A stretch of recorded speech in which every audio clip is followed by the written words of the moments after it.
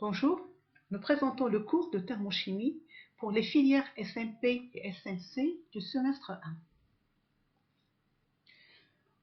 Ce cours comporte les chapitres suivants: les états de la matière et la loi des gaz parfaits, le premier principe de la thermodynamique et ses applications à la réaction chimique, puis le deuxième principe et ses applications, et finalement les équilibres chimiques. Alors, quels sont les objectifs de la thermochimie? La thermochimie présente deux objectifs essentiels. Le premier objectif, c'est l'étude des échanges d'énergie ou de matière qui accompagnent une réaction chimique. Par exemple, la réaction de formation de l'eau à partir du dihydrogène et du dioxygène est accompagnée de production d'énergie sous forme de chaleur. Le deuxième objectif de la thermochimie, c'est de prévoir l'évolution d'un système chimique, c'est-à-dire étudier la possibilité d'une réaction dans un sens ou bien dans l'autre et dans quelles conditions. Nous commençons tout d'abord par des généralités sur les états de la matière et la loi des gaz parfaits. Comme vous le savez déjà, la matière peut se présenter sous trois formes essentielles. Dans la première, l'état solide, qui est caractérisé par des liaisons des molécules très serrées entre elles et qui sont quasi immobiles, presque immobiles. L'état liquide où les molécules sont un peu plus libres à se déplacer tout en gardant toujours des liaisons entre elles. Et l'état gazeux où les molécules sont pratiquement indépendantes et libres à se déplacer. Alors, pour comprendre la différence entre ces états et pourquoi une substance se trouve à l'état solide alors qu'une autre substance à la même température se trouve à l'état liquide ou gazeux, il faut tenir compte de deux facteurs.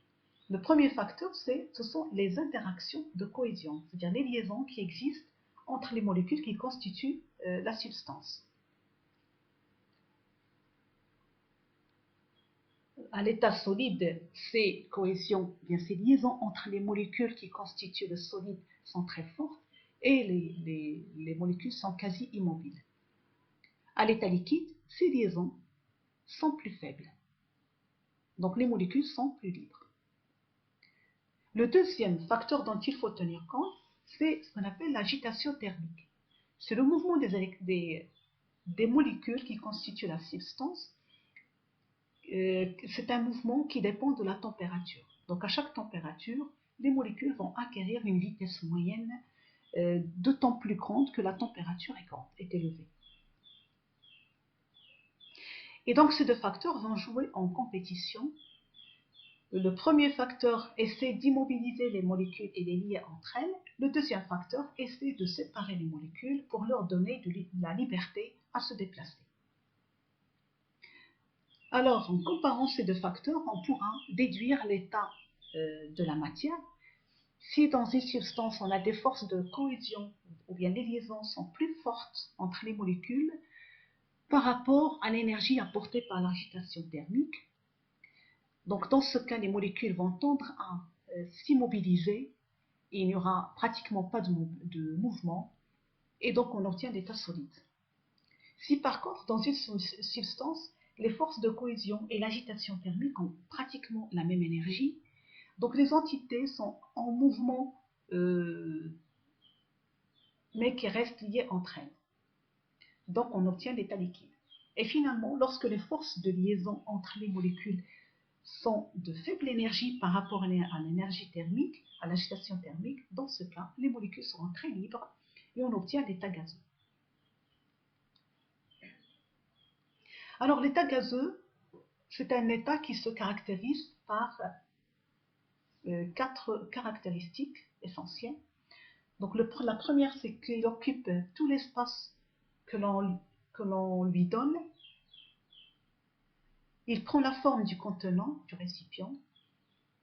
Il peut se diffuser très rapidement et se mélange facilement aux autres gaz.